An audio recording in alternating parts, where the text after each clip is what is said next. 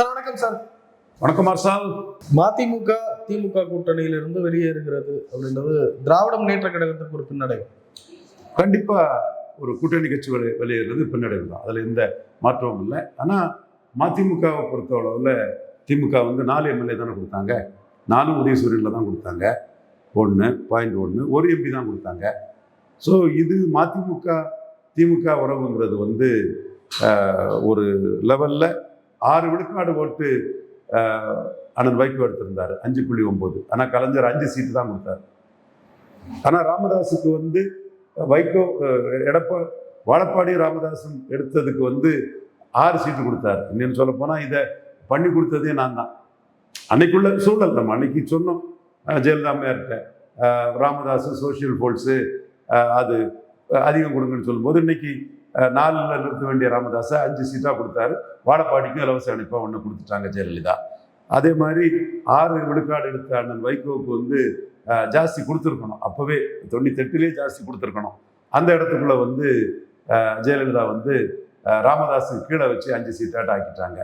So இந்த மதிமுகவோட அந்த பாதிப்பு 98 தொடர ஆரம்பிச்சிட்டு, அதற்கு பிறகு 99 வந்து திராவிட முன்னேற்ற கழகம் வந்து பாமகவுக்கு 8+1 கொடுத்துட்டாங்க. மதிமுக கூட்டணியில வேண்டாங்கிற மாதிரி கலைஞர் முடிவு பண்ணிட்டார். அப்புறம் இலக்கணி செஞ்சு தலையிட்டு எங்க சீட்டு கொடுக்கணும்னு சொல்லி ஓரளவு பஞ்சாயத்து முடிஞ்சு 99 கூட்டணி வந்தாப்புல. அதுக்கு பிறகு 2004 திருச்சி அல்லது பொள்ளாச்சி அணி போட்டு கண்ணப்பனா எல்ஜி அணி போட்டு இது பண்ண வைகோ வந்து அண்ணன் ஜெயிலில் இருந்து அண்ணன் கலைஞரே முடிவு பண்ணுன்னு சொல்ல அந்த பஞ்சாயத்தை ஓடிச்சு. இதுக்கிடையில் 2001 கூட்டணியில் இருக்க முடியாத நிலைமை வந்தது. அதே மாதிரி 2006 கூட்டணி அதிமுக சைடு வைகோ வர சூழல் வந்துடுச்சு.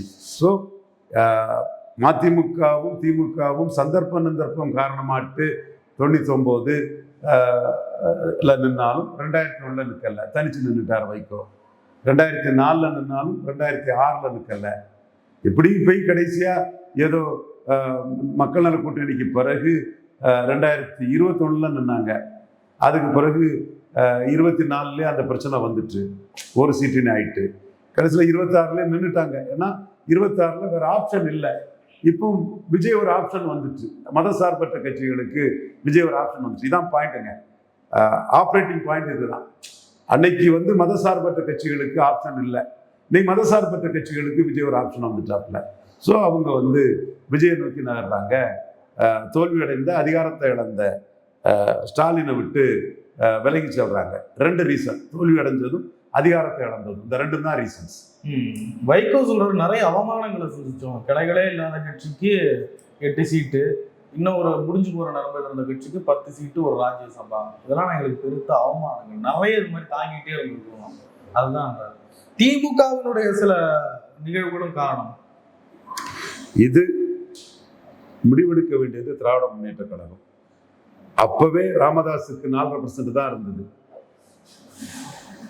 ராமதாஸுக்கும் வாழப்பாடி ராமமூர்த்திக்கும். ஆனா அவங்களுக்கு 6 இடங்கள் கொடுக்கப்பட்டது.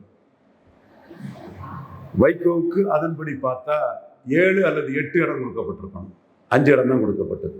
ஸோ அந்த அவமானம் அல்லது குறை மதிப்பீடு அல்லது வேற ஆப்ஷன் இல்லாம take it or leave it offer கொடுத்து ட்ரீட் பண்றது மதிமுகவுக்கு 98 உருவாயிடுச்சு. இதான் உண்மை நிலைமை. காரணம், நீங்க வந்து வெயிட் பண்ணியிருக்கணும். ஒரு தோல்வியிலே டக்குன்னு ஜெயலலிதா அம்மையார் பின்னாடி புதுக்கோட்டையில நல்ல ஓட்டு எடுத்தீங்க நீங்க, ஜெயலலிதா எமர்ஜி ஆயிட்டாங்க. உடனே டக்குன்னு ஆண்டி கலைஞர்னு ஜெயலலிதா அம்மையார்கிட்ட போயிட்டீங்க. அப்போ ஆண்டி கலைஞர் நீங்க பண்ணுவீங்க, உங்களுக்கு வேற வழி இல்லை, கொடுக்கறத வாங்கிப்பீங்க. டாக்டர் ராமதாஸ் வந்து திமுகவிலையும் நிற்கலாம், நம்மகிட்டே நிற்கலாம், இங்கேயும் காட்டி அங்கேயும் காட்டி பேரம் பேசுவாரு.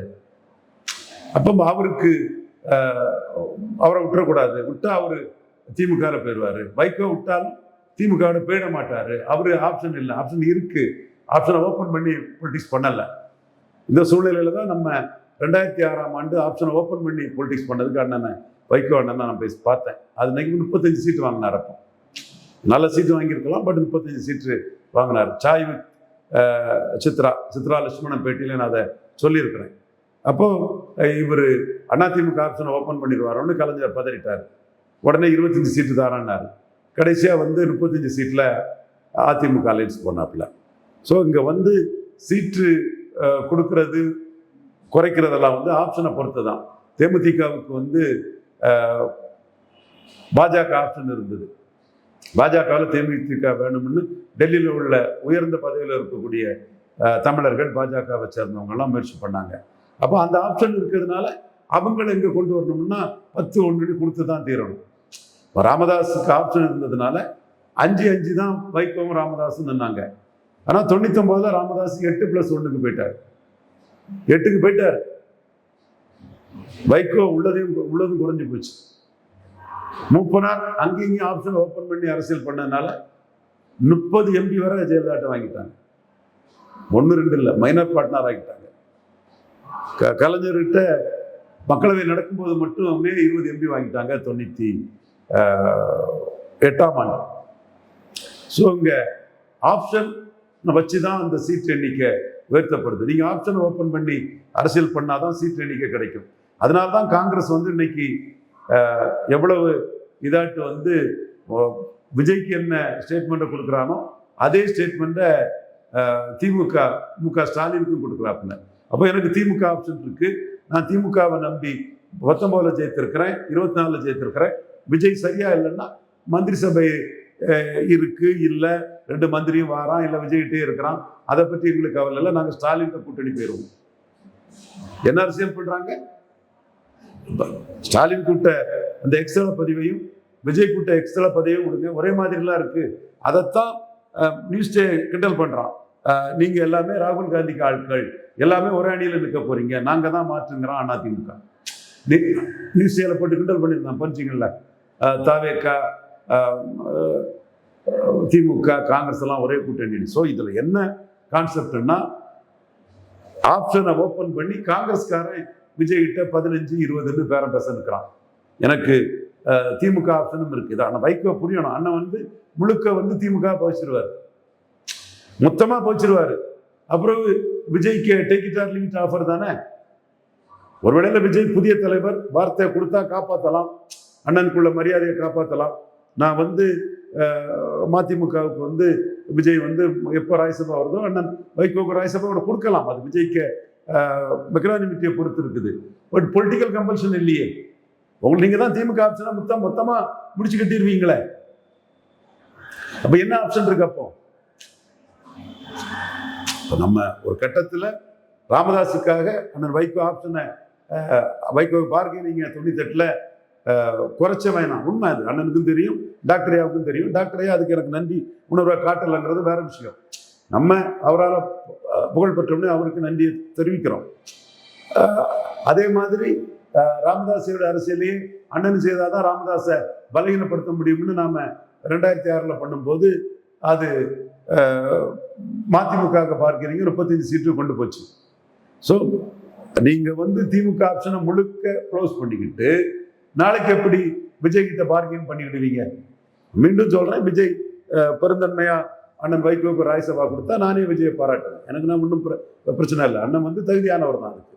பட் உங்களுக்கு என்ன பொலிட்டிக்கல் ஆப்ஷன் என்ன இருக்கு? விஜய் உங்களை take it or leave it ஆஃபரா ட்ரீட் பண்ணிட்டாருன்னா அப்போ நீங்க எமோஷனலா போறீங்க. வைகோன்னு எமோஷனலா போறாரு. அரசியல்ல எதிரியும் இல்லை நண்பனும் இல்லைன்னு போனோம்.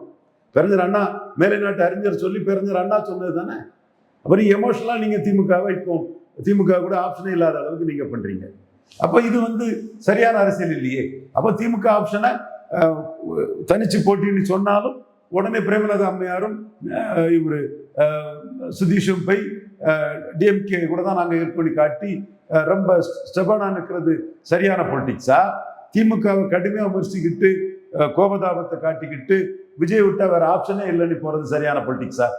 இல்லை, அண்ணன் யோசிக்கணும். அதான் அண்ணனோட வெல்பிஷர் தான். ஒரு கட்டத்தில் வந்து கராத்தே செல்வின் உட்பட 12 பேரை தடாவில் புக் பண்ணதை ரவிச்சந்திரன் அண்ணனுக்கு ஒரு சகோதரர் தடாவில் இருக்கும்போது அண்ணன் வரவேற்றாருங்கிறதுக்காக எங்க ஊர்ல திருநெல்வேலி டிஸ்ட்ரிக்ட்ல உள்ள என்னோட நாடார் சமூக சகோதரர்கள் சிவபாலன் எல்லாம் எடுத்தாலே அந்த பொலிட்டிக்ஸ் தான் பேசுவானுங்க. நான் இந்துத்துவ பொலிட்டிக்ஸ்ல இருப்பேன்.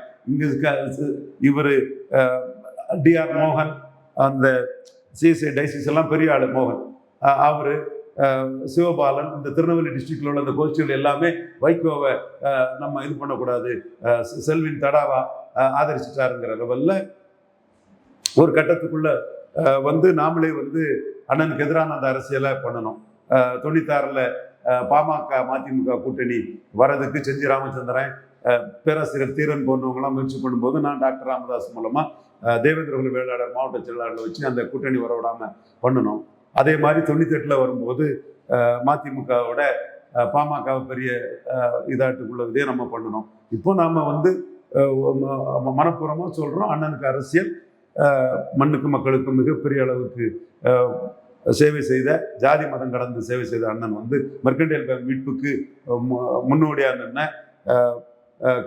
கன்னியாகுமரியில் சுரேஷ் பிரபுட்ட போய் என்வைரன்மெண்டல் இதை தூக்கி வீசி போட்டுக்கிட்டு காமராஜ் நினைவிடம் வர்றதுக்கு காரணமாக இருந்த அண்ணன் வைகோ வந்து ஒரு நல்ல ஒரு பொசிஷனில் வரணுன்னு தான் நம்ம நினச்சோம் ஒரு கட்டத்துக்குள்ள. அதில் அவர் திமுகவுக்குள்ள ஆப்ஷன் அவருக்கு இல்லாததுனால அவரால் வந்து பெருசாக பார்கெனிங் பண்ண முடியல. இப்போவும் திருமாவளவன் டிஎம்கே ஆப்ஷனையும் வச்சுக்கிட்டு மந்திரி சபையில் இருந்துக்கிட்டு விஜய்கிட்ட பேரம் பேசுகிறாரு. அதைத்தான் கூட சொல்கிறீங்க நீங்கள். காங்கிரஸ் வந்து அந்த மந்திரி சபையை உருவாக்கிக்கிட்டு, கம்யூனிஸ்ட்டு எல்லாத்தையும் சொல்லி மந்திரி சபையை உருவாக்கிக்கிட்டு திமுக காட்டி விஜய்கிட்ட பேரம் பேசுகிறாங்க. அப்போ நீங்கள் வந்து ஆப்ஷனே இல்லாமல் மதிமுக பண்ணுனா யார் என்ன பண்ணுவா? இப்போ முழுக்க உங்களுக்கு ஒரு பெருந்தன்மையாக தன்னோட இமேஜ் வளரட்டுன்னு விஜய் வந்து உங்களுக்கு ராஜ்யசபா கொடுத்தா வில் பி ஹாப்பி. அதில் நாங்கள் மன்னும் மாறுபட்ட கருத்து இல்லை. பட் என்ன கம்பல்ஷன் இருக்கு? ஸோ ஆப்ஷனை ஓப்பன் பண்ணி தான் பார்கெனிங் பண்ண முடியும். ஆப்ஷன் இல்லைன்னா பார்கெனிங் பண்ணிட முடியாது. அது மூப்பனார் பாடம், ராமதாஸ் பாடம், எல்லாருக்குமே பாடம் அதுதான். ஸோ நம்பர் சீட் அவர் வாங்கிட்டாங்க இவர் வாங்கிட்டாங்கன்னு இல்லை, இன்னொரு ஆப்ஷன் இருந்தால் தான் பார்கெனிங் யாரும். இதுதான் யதார்த்த உண்மை. ராமதாஸ் அதை திறம்பட பண்ணார், மூப்பனார் அதை திறம்பட பண்ணார், வைகோ அண்ணன் வந்து அதை திறம்பட பண்ணலை. அதுதான் உண்மை. இப்போ ஸ்டாலின் தடிச்சே நிற்கலாம் அப்படின்னு எடுக்கிற அந்த முடிவை எப்படி பார்க்குறீங்க? அது முடிவில்லை, பரிசீலிங்கன்னு ராஜா கேட்குறாரு. அது வந்து நாங்களா யாரையும் அனுப்ப மாட்டோம், மற்றபடி நாங்கள் தனிச்சு நிற்க தயாருங்கிறாரு. யாரையும் அனுப்ப மாட்டோம்னு சொன்னதும் டக்குன்னு பிரேமலதா அம்மையார் சுதீஷன் போய் பார்க்குறாங்க. ஸோ நாங்கள் திமுகவோட தான் நிற்கோங்கிறத அவங்க உறுதிப்படுத்துகிறாங்க. மற்றபடி வந்து அரசியல் களம் விஜய் நம்பர் 1 ஃபோர்ஸ் ஆயிட்டார். 4 கட்சி கூட்டணி ஆட்சி தான் நடத்துறாருங்கிறத சுட்டி காட்டி சொல்லக்கூடிய நான் தான் நம்பர் 1 ஃபால்ட்ஸுங்கிற 2 உண்மையுமே சொல்லி ஆகணும். நம்பர் 2 ஸ்டாலின். கூட்டணியோடு இருந்த ஸ்டாலினாலேயே கூட்டணி இல்லாத விஜயோட 4 விழுக்காடு குறவு. இப்போ ஸ்டாலின் இருந்த கூட்டணி கட்சிகள்லாம் விஜய்கிட்ட போய் சேர்ந்தாச்சு. ஏன்னா அரித்மெட்டிக்கலி எப்படி அவர் வந்து ஸ்டாலினை வந்து விஜயை பிடிச்சிக்குவாரு? லாஜிக் இடிக்குது இல்லை? தனிச்சு நின்று அரித்மெட்டிக்கலி எப்படி பிடிச்சிக்கிடுவார்? நீங்க காங்கிரஸ், மதிமுக, சிபிஎம், சிபிஐ, விசிகா, ஐயுஎம்எல் எல்லாரும் இருக்கும் போதே 4 விழுக்காடு விஜய் ஏறிட்டார். இவங்கெல்லாம் அவங்கள விட்டு பெய்யாச்சு. அப்போ விஜய் குறைஞ்சபட்சம் 40-41 வரமாட்டாரா? அப்ப நீங்க ஒரு 4-5 குறைய மாட்டீங்களா? அப்போ அவர் 40ல் இருக்கிறாரு, நீங்க 25-26ல் இருக்கிறீங்க. அப்போ ஒரு 14 விழுக்காடு டிஃபரன்ஸ் இருக்க. என்னதான் நீங்க மேக்சிமம் உங்க ஓட்டு தான், இவங்க ஓட்டெல்லாம் விஜய்க்கே போயிட்டு போட்டாலும் கூட 28க்கு போடலாம் உங்களுக்கு. மேக்சிமம் 25 to 30 போட்டுக்குங்க. அவரு 35 to 40க்கு மேல போயிட்டார்ல. அப்போ உங்களுக்கு எப்படி அவரை நீங்க பிடிச்சுடுவீங்க? நீங்க பழைய திமுக இல்லைங்க. விஜயும் நான் என்ன சொல்றேன், நீங்க 2021 ஸ்டாலின் இல்லை. 2021 ஸ்டாலின் தனியாட்சி வந்தார். நீங்க 26ல தனியாட்சி வரல.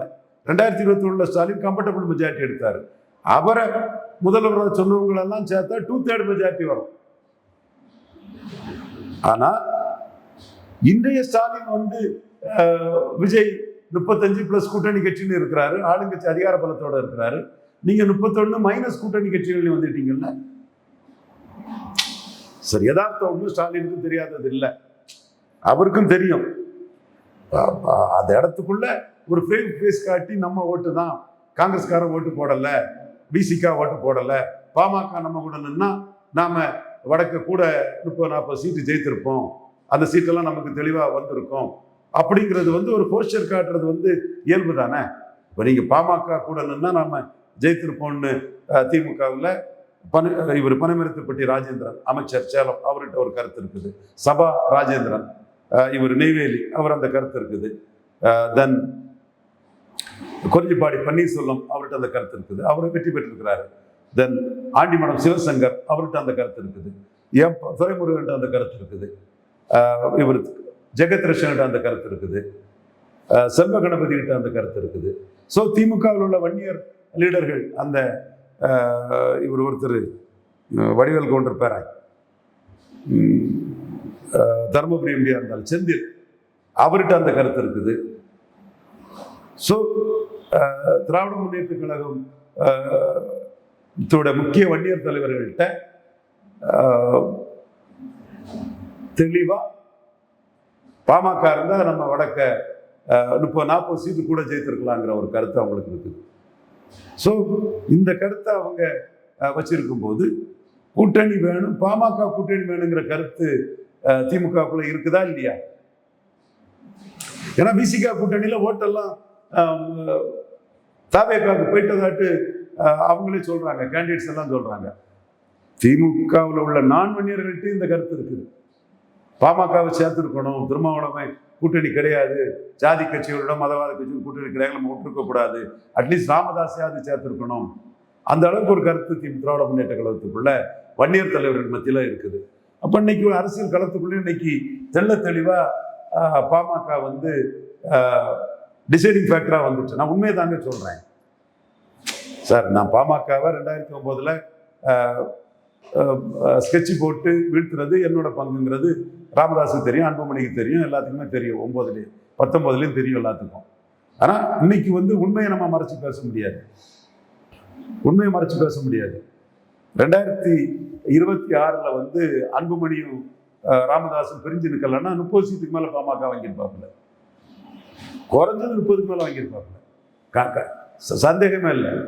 இப்ப ராமதாஸ் வீழ்ந்துட்டார், ஸ்டேச்சர் இருக்கு. அன்புமணி அரவணைச்சு அவர் போயிட்டார். அன்புமணியும் அவர் அப்பா வந்து பார்த்துட்டு நீரடித்து நீர் விழுவதில்லை ஒரு தாய் மக்கள், நான் தான் சொன்னேன், நீரடித்து நீர் விழுவதில்லை ஒரு தாய் மக்கள் ஒன்னா சேர்ந்துக்கிட்டாங்க. பட் ராமதாஸுக்கு வந்து செல்வாக்கு இல்லை. ராமதாஸுக்கு என்ன இல்லை? செல்வாக்கு இல்லை. ஐயா நான் உண்மையதான் ஐயா சொல்றேன். நான் இப்போ யானை குழியில விழுந்துட்டுனா எறும்பு மண்ணெளி போடுமாங்கிற மாதிரி பேசக்கூடியவங்க இல்லையா? உங்களால தான் நான் தமிழ் மண்ணில் நான் பாப்புலரான அறிவு ஆற்றலாம் வெளிப்படுறதுக்கு எங்க ஐயா டாக்டர் ராமதாஸ் காரணம், நான் ஒத்துக்கிறேன். பட் யதார்த்தம் உங்களுக்கு ஸ்டேச்சர் தான் இருக்கு, உங்களுக்கு ஸ்டேச்சர் தான் இருக்கு. உங்க ஸ்டேச்சர் பெருசு, அது நம்ம வரலாற்று சிறப்புமிக்க ஒரு ஸ்டேச்சர். தமிழ் மண்ணில் எத்தனையோ விஷயங்களை எடுத்து மணிக்கணக்கில் அதை பேசலாம். ஆனா அவங்க செல்வாக்கு என்ன? உங்க செல்வாக்கு என்னையா? உங்க செல்வாக்கு என்ன? விழுந்துட்டீங்க. அப்போ அன்புமணி தான் இங்க. அப்போ அன்புமணி தான் வட தமிழகத்துல ஸ்டாலின் எடப்பாடிக்குள்ள யார் விஜய் திருமாவளவனை எதிர்க்கிறதுங்கிறத முடிவு பண்றாங்க. ஏன்னா ராமதாஸ் செல்வாக்கு இழந்தாச்சு, ராமதாஸ் அன்புமணிக்குள்ள ஐக்கியமாயாச்சு. அப்ப இது திமுகவுக்கு தெரியாதா? சோ கூட்டணி வேண்டாங்கிறது இல்லை. இப்ப போகக்கூடிய கூட்டணி போயிட்டு போட்டு பலாப்பழத்தை வெட்டி வச்சா ஈக்கள் மொய்க்கும். அதிகாரத்தை நோக்கி போறவங்க போயிட்டு போறாங்க, இருக்கிறவங்க இருக்கட்டு. இதுதான் நிலைப்பாடு. இந்த மாதிரி சூழ்நிலைகள் திமுக அதிமுக கூட்டணி உருவாகிறதுக்கு எதுவும் வாய்ப்பை உண்டு பண்ணுது? திமுக அதிமுக கூட்டணிங்கிறது கற்பனையா பேசக்கூடாது. ஓகே, லாங் ரன்ல ஒரு கான்செப்ட் வயசு ஒன்னு இருக்க 2-3 சேரணுங்கிறது ஒரு கான்செப்ட் இருக்குது. பட் இன்னைக்கு டே டு டே அரசியல் என்ன போயிட்டு இருக்கு? இன்னைக்குள்ள அரசாங்கம் வந்து எய்தர் எடப்பாடியார் எலெக்ஷன் மாதிரி எய்தர் விஜயார் எலெக்ஷன் வந்துச்சு. மதிமுகல இருந்து ஒரு எம்எல்ஏ விஜய்க்கு சப்போர்ட்டா போறதுக்கு வாய்ப்பு இருக்கு, கடலூர் எம்எல்ஏ. அப்ப எண்ணிக்கையில் அவங்க 144 நிரூபிச்சுட்டாங்க களத்துக்குள்ளே. அப்போ நிரூபிச்ச 144 தாண்டி புதுசாட்டும் ஆட்கள் வராங்க. நிரூபிச்சவங்கள கொஞ்சம் பேர் எடப்பாடி கூட போயிட்டாங்க. இப்ப ரியல் பொலிட்டிக்ஸ் மும்முனை தான். கர்நாடகா மாதிரி மும்முனை, பீகார் மாதிரி மும்முனை, யூபி மாதிரி மும்முனை. இதுல எடப்பாடி பழனிசாமி கரெக்டா பொலிட்டிக்ஸ் பண்ணியிருப்பாருன்னா டெப்டி சீஃப் மினிஸ்டர் ஆயிருக்கலாம் அல்லது சீஃப் மினிஸ்டர் ஆயிருக்கலாம். கோட் அவுட் சரியா அரசியல் பண்ணல. அன்பழகன் புதுச்சேரி மாநில செயலாளரை வச்சு கிங் மேக்கர் அல்ல கிங்னார். ஒரு முறைகேடான ஆட்சியை தாவேக்கா ஏடிஎம்கே வந்துன்னா அது மோடிக்கு பிளஸ் ஆயிரும்னு முறைகேடா ஒரு ஸ்டாலின் முதல்வர்னு சொன்னவங்களை வச்சு ஒரு ஆட்சியை ராகுல் நிறுவிட்டார். எங்களுக்கு ஷாக் தான். மற்ற தேசிய கட்சி தலைவர்கள் எல்லாம் பேசி நிரூபிச்சிட்டார். பட் ரியல் களம் என்ன? மும்முனை போட்டியில் இன்னைக்கு இபிஎஸ் எதுலெல்லாம் ஸ்கோர் பண்றாரு? மேகதாது விஷயத்தில் ஸ்கோர் பண்றாரு. ஸ்டாலின் உதயநிதி ஸ்டாலின் விஜய் கூட்டு சதிங்கிறார் தமிழர் நலனுக்கு எதிராக. ராகுல் காந்தி ரெண்டு பேருக்கும் ஒரே மாதிரி ஒரு வாழ்த்த உதயநிதி இவர் விஜய்க்கும் முதல்வருக்கும் திராவிட முன்னேற்ற கழக தலைவர் மு க ஸ்டாலின் போடும்போது ரெண்டு பேருமே காங்கிரஸ் கூட்டணிக்கு ஓடுறதா சொல்றார். பொய்க்கால் குதிரை அரசுங்கிறார். மேகதாது விஷயத்துல திமுகவும் அண்ணா திமுகவும் உள்கைகள்ங்கிறார். அவர் மூணாவது தான் ஒரு தனித்தன்மையோடு நிற்கிறங்கிறத காட்டத்தான் செய்யறாரு. 25 எம்எல்ஏக்களை விஜய் பார்த்தார். அதுல 21 வேற திருப்பி எடுத்துக்கிட்டார். அதுல 2 பேர் இப்போ ஒருத்தர் விஜயபாஸ்கர் போயிட்டாரு. 4 பேர் முன்னாடியே ரிசைன் பண்ணிட்டு போயிட்டாங்க. எது எப்படின்னாலும் இந்த களம் மும்முனை போட்டி தான். பெருந்துறையில் ஜெயிக்கணும்னாலும் அதுல வேலுமணி வேணும்னு நினைக்கிறார். காரணம் சட்டசபையிலே பாஜக எம்எல்ஏ வெற்றி பெற்றதுக்கு வேலுமணியை பாராட்டிட்டு போறார். தங்கமணி அவரும் தோத்து போனாலும் அவர் ஒரு விழால கொண்டல ஒரு பெரிய லீடு. அப்போ பெருந்துறை அன்று தாராபுரத்தில் ஃபைட் பண்ணதுக்கு 2 விழால கவுண்டர் லீடர்ஸ் வேணும்னு நினைக்கிறார்.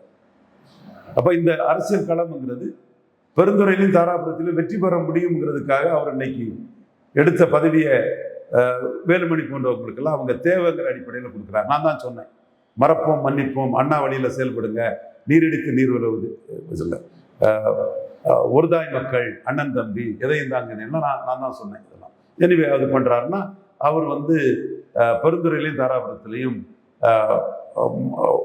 வெற்றி வாய்ப்பை கொண்டு வந்துடலாங்க லெவலில் இருக்கிறார். ஸோ அப்போ ஏரியா வைஸ் அரசியல் போகுது. விஜய் ஆளுங்கட்சி கூட்டணி பலம் கூடி இருக்கு. அவரோட வெற்றி வாய்ப்புகளை நான் மதிக்கிறேன், அதை நான் குறைச்சி மதிப்பிடலை. ஆனால் களம்ங்கிறது மும்முனை தான். விஜய், ஸ்டாலின், எடப்பாடி இதை மறைச்சிக்கிட்டு தாவேக்கா வர்சஸ் திமுகங்கிறதெல்லாம் பச்சை பொழுது முழு பூசணிக்காய் சோத்துல மறைக்கிற வேலை. இதை பலரும் செய்கிறாங்க. மனச்சாட்சி உள்ளவங்க இதை செய்யக்கூடாது, செய்ய மாட்டாங்க. குறிப்பாக மேகதாது விஷயத்திலே இதை மீறி ஒரு அரசியலை எடப்பாடி பழனிசாமி சட்டசபையில் வாய்ப்புகள் போது வெளியே ஒட்டுமொத்த தமிழக மக்களும் புரியும்படியா இன்னொரு ட்ரிபுனல்லாம் கிடையாது, அது தமிழர் நலனுக்கு எதிர்ங்கிறதையும் பண்ணிட்டாரு. காங்கிரஸ் கூட்டணிக்காக திமுகவும் தாவேக்காவும் ஓடுறதாட்டு ஒரு அடி அடிச்சு அதுலேயும் தன்னோட தனித்தன்மையை எடப்பாடி பழனிசாமி நிரூபிச்சிட்டாரு. ஸோ இங்கே இவங்களுக்கும் தான் போட்டி, அவங்களுக்கு தான் போட்டின்னு என்னதான் போய் சொன்னாலும் டேட்டா அதை சப்போர்ட் பண்ணாது. உண்மை நிலைமை அது இல்லை. எடப்பாடி பழனிசாமி 3வது ஒரு தலைவராக ஸ்ட்ராங்காக நிற்க தான் செய்கிறாருங்கிறது தான் 100% ஒரு உண்மை. அந்த அரசியல் தான் இப்போ அவர் பண்ணுறாரு. ஆனால் ஒரு தரப்பு என்ன சொல்கிறாங்கன்னா, விஜய் பெரிய சக்தி ஆகிட்டார், 40 கடந்துட்டார், 40% வாக்கை கடந்துட்டார். அப்போ அவரை எதிர்கொள்ளணும்னா 25+30 கொண்ட 25-30 கொண்ட ஸ்டாலினும் 20 அரௌண்ட் 20 கொண்ட எடப்பாடியும் கம்பைன் பண்ணணுங்கிற ஒரு கருத்தை பலரும் முன்வைக்கிறாங்க. அது அரித்மெட்டிக்லி ஒரு நியாயமான கருத்தாக தான் நானும் பார்க்குறேன். பட் அதுக்குள்ள பாஜக இருக்கக்கூடாது, பாஜக மைனஸ்ன்னு செந்தில்வேல், ராஜீவ்காந்தி, பல அந்த திராவிட முன்னேற்ற கழக அந்த சிந்தனையாளர்கள் அவங்கெல்லாம் பாஜக இல்லைன்னா முஸ்லீம் லீக் வந்துடலாம், காங்கிரஸ் வந்துடலாம், கம்யூனிஸ்ட் வந்துடலான்னு அவங்க ஒரு அரசியலை பண்ணுறாங்க. எது எப்படின்னாலும் கூட விஜய் 2021 ஸ்டாலினுக்கு இணையான தலைவர் அல்ல, 100% இல்லை. ஆனால் இன்றைய ஸ்டாலினை விட ரொம்ப அகடா இருக்கிற ஒரு விஜய் தனியாட்சி இல்லைனாலும் நம்பர் 1 லீடராக இருக்கிறார். ஸோ இவரை தோக்கடிக்கிறதுக்கு 2 and 3 சேர்ந்தாதான் அதுக்கான அரித்மெட்டிக்கல் ஸ்ட்ரென்த் வரும். கெமிஸ்ட்ரி 2வது, அது ப்ளஸ்ஸும் ஆகலாம் மைனஸும் ஆகலாம். அர்த்மெட்டிக் ஸ்ட்ரென்த் முதல்ல வரணும்னாலே 2 வரும் சேரணுங்கிறது தான் ஒரு பரந்துபட்ட பார்வையாக இருக்குது. ஆனால் இண்டிவிஜுவல் அரசியலில் எடப்பாடி அதற்கு தயாராக இல்லை.